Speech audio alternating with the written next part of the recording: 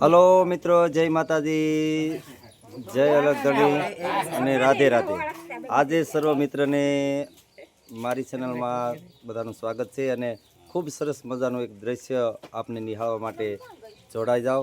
અને ગામ નાના ખોટવડા, તાલુકો મહુવા, બગદાણા રોડ ઉપર એક સુંદર મજાનું દ્રશ્ય બનાવ્યું છે જન્માષ્ટમી ઉત્સવ નિમિત્તે।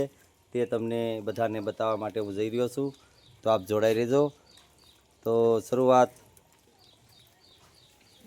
ફૂલઝાડથી કરીશું, જે વનરાવનમાં ભગવાનની રાસલીલાનો પ્રારંભ થયો ત્યાંથી, ભગવાનનો જન્મ થયો ત્યાંથી તમને હું બતાવી રહ્યો છું। અહીંયા ભગવાનનો જન્મ થયો અને જે વાસુદેવ અને દેવકીજી અહીંયા દર્શન કરી રહ્યા છે।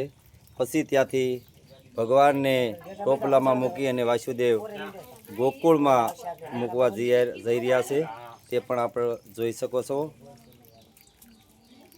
ત્યાંથી આપણે નંદ ભવન ઉપર ભગવાનને પહોંચાડી દીધા છે અને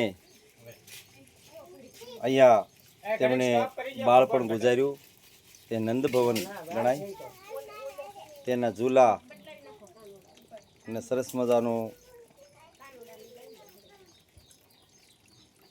હા, કૃષ્ણ ભગવાનને ઝૂલાવ્યા છે।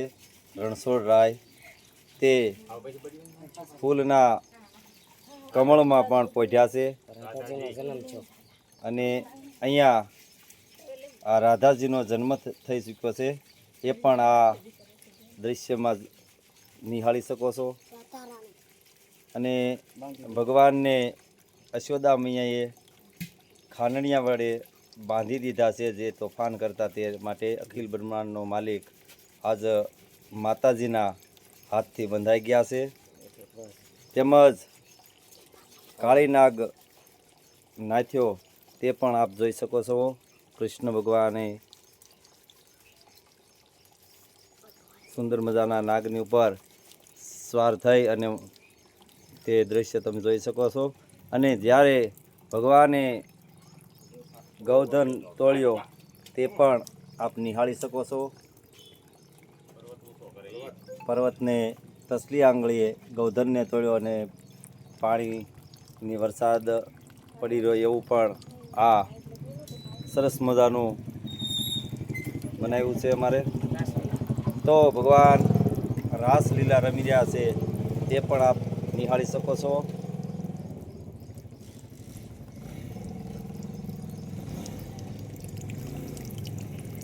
એક ગોપી ને એક કાનો, તોય કાનોડાએ રાધાને રોકી। તો ત્યાંથી ભગવાન કંસ મામાને મારવા માટે,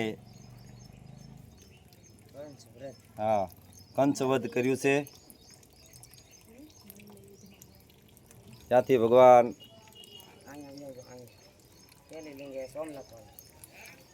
તો અહીંયા સુધી આપણે મામા કંસનું વધ કર્યું ત્યાં સુધી આ કૃષ્ણ લીલાનું દ્રશ્ય નિહાળી શકો છો।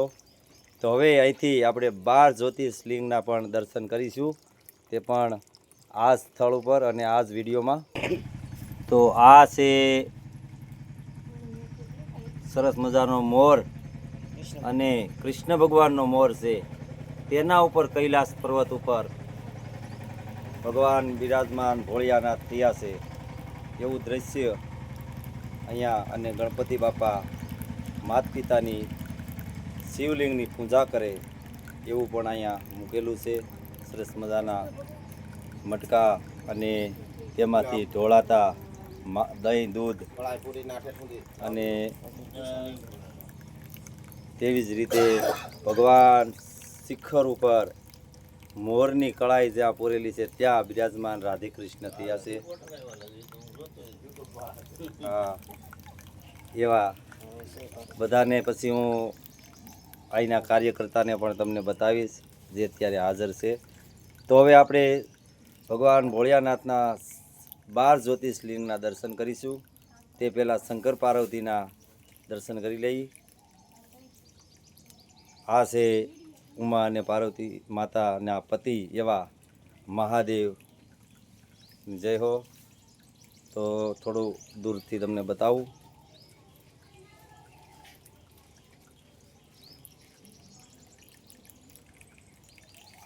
ત્યાંથી સોમનાથ મહાદેવની દર્શન કરીશું આપણે.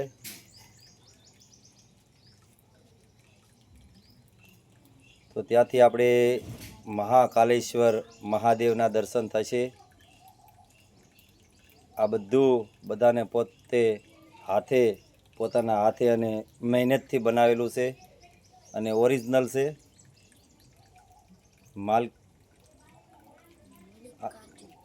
માલિકાર્જુનના દર્શન કરીશું. ત્યાં 5 ફેણવાળા ભગવાન ભોળિયાનાથની માથે નાગ દેવતા છે.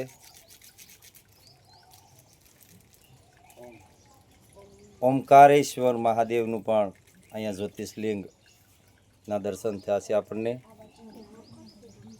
તેમજ વિશ્વેશ્વર મહાદેવના પણ અહીંયા દર્શન કરશો.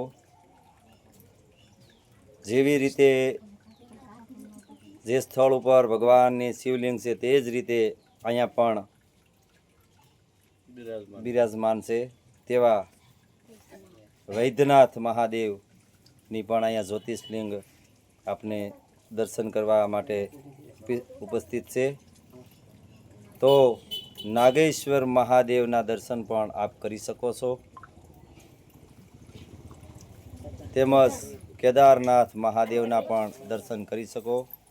મેં કીધું એમ જેવી જ્યોતિષલિંગ છે તેવી જ રીતે અહીંયા બનાવવામાં આવેલ છે.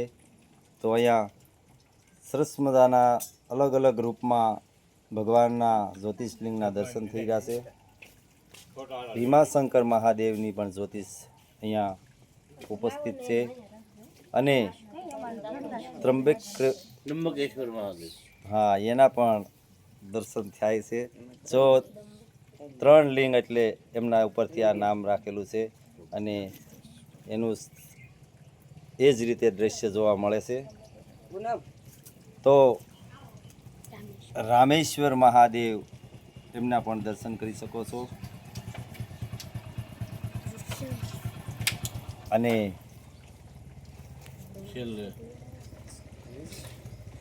શુક્રેશ્વર મહાદેવના પણ દર્શન કરી શકો છો. તો આ હતું ગામ નાના ખુટવડાના સરસ મજાનું આયોજન. જન્માષ્ટમી નિમિત્તે શોભા ઋષિ આપણે ગામની શોભા અને ગામની મર્યાદા અને ગામના સંસ્કૃતિમાં જેમણે આજ સુધી બધાએ યાદગાર બની રહે એવું આ દ્રશ્ય બનાવ્યું છે. તેમના મેમ્બરો પણ અહીંયા ઉપસ્થિત છે. તો એમને પણ હું તમને